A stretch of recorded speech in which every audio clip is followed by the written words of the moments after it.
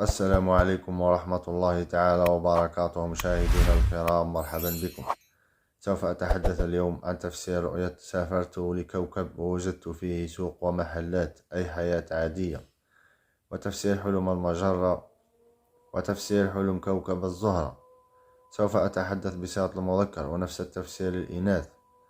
تفسير حلم الكواكب هو إذا لم يحدث شيء سيء في الحلم فتفسيره يكون محمود.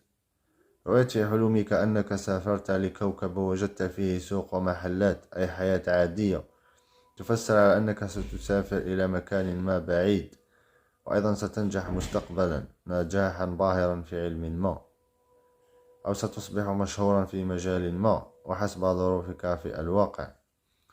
ورؤيت في حلمي كمجرة في السماء أو ترى كوكب الزهرة، تفسر على أنك ستنجح مستقبلا في علم ما، أو ستصبح مشهور، أو مكانة عالية ستنالها بسبب ظروف ما ستأتيك، أو أخبار سارة جدا متعلقة بك ولم تكن تتوقعها.